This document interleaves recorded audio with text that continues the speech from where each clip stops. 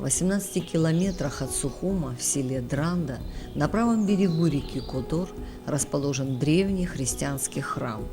Он стоит на холмистой равнине, ограниченной с востока и запада обрывами.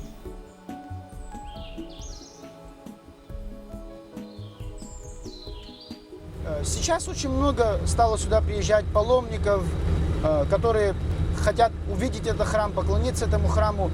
И каждый из них восхищен, просто удивлен тем, что такой древности храм сегодня почти сохранился, целиком почти сохранился в Абхазии. Вот один из паломников сказал такую вещь, говорит: я был во многих странах мира и видел храмы, древние византийские храмы, но я знал, что, говорит, такие храмы были в древности, но я нигде не видел, чтобы они сохранились до нашего времени.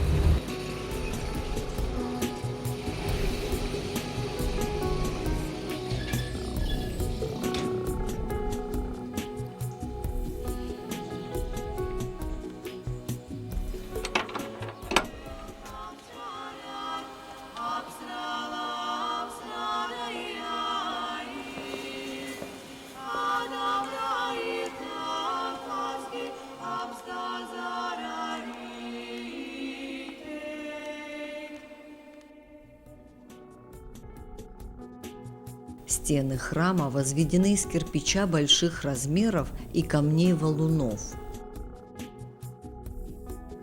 В плане здание имеет вид креста, центр которого представляет собой круг, являющийся проекцией купола.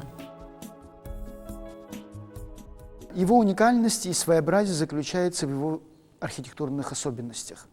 Дело в том, что в ранний период в Абхазии мы встречаем базиликальные постройки, то есть постройки без куполов, тем куполам, к которым мы привыкли, когда видим христианский храм. Все купольные храмы в Абхазии, они крестово-купольные, куполь держится на столбах, внутренних 4 столбах. Здесь же мы видим, что купол всецело держится на сводах храма, раз. Во-вторых, такого большого купола не имеет ни один храм в Абхазии. Большая часть храмов, практически все храмы в Абхазии, они выложены из камня, из известнякового камня. Там разные архитектурные есть способы выкладки этого камня, но здесь мы встречаем кирпич, византийский кирпич. Он встречается частично и в других храмах, например, в основании Пицунского собора, но тем не менее, чтобы всецело из кирпича был выстроен храм VI века, это вот Дранский храм.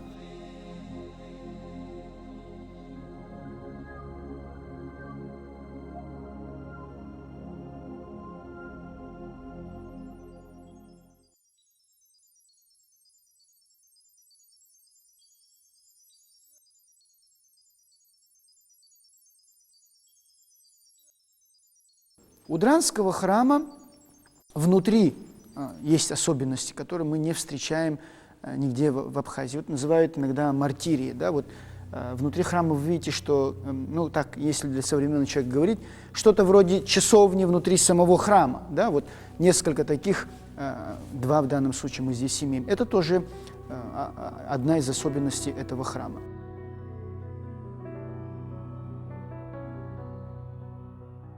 Мы сейчас пройдем в западную часть храма, то, что называется нортексом.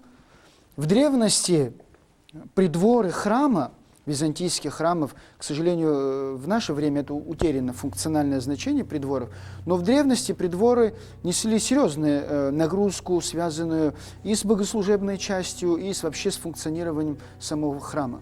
В данном случае здесь в придворе совершалось крещение, о чем свидетельствует вот сохранившаяся каменная купель. Почему в Дранском храме Абхазии, в отличие от других храмов, купель встроена в пол? Такие купели в Абхазии встречаются. Они есть у нас и внутри храма в Цандрипшах. Такая же купель у нас встречается и в районе Цабельди, где вот эти Нагорные церкви. Причем все эти купели датируются одним временем, то есть VI веком. А VI век, история нам говорит, что VI век как раз есть период окончательной христианизации древнеабхазских племен, которые проживали здесь, в Абхазии. Апсилов, абазгов, мессемян, санигов.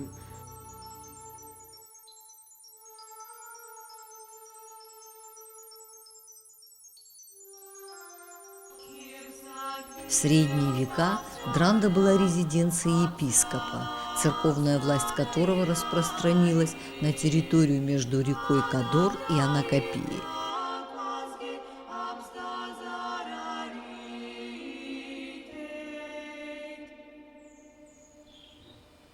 Собор в те времена процветал.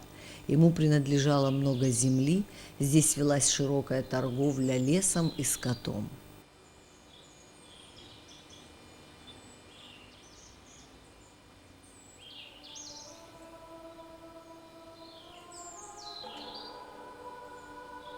Храм был кафедрой епископа.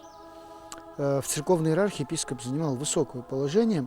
Собственно говоря, глава церкви есть епископ. Во времена Юстиниана, историк времен Юстиниана, Прокопий Кесарийский, известный его фрагмент, который очень часто используется в истории, он стал достаточно уже хрестоматийным.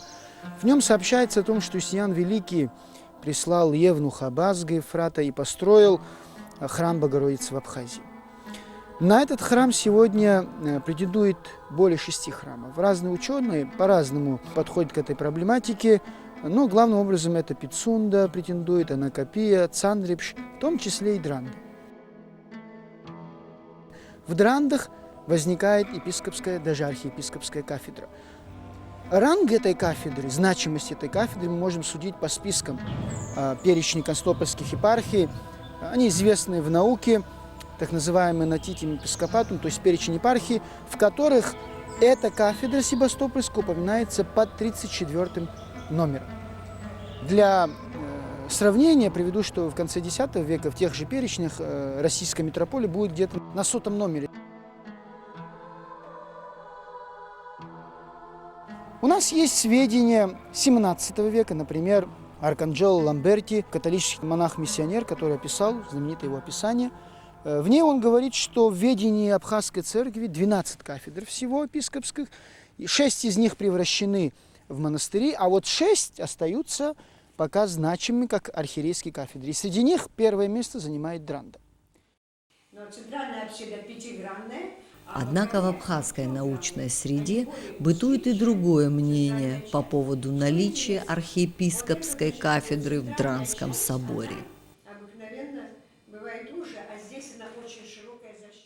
Я думаю, будет время, когда будет найден сам епископский храм, который по спискам нотити епископатум, там списки кафедр, которые составлялись в Константинополе в VII и IX веках.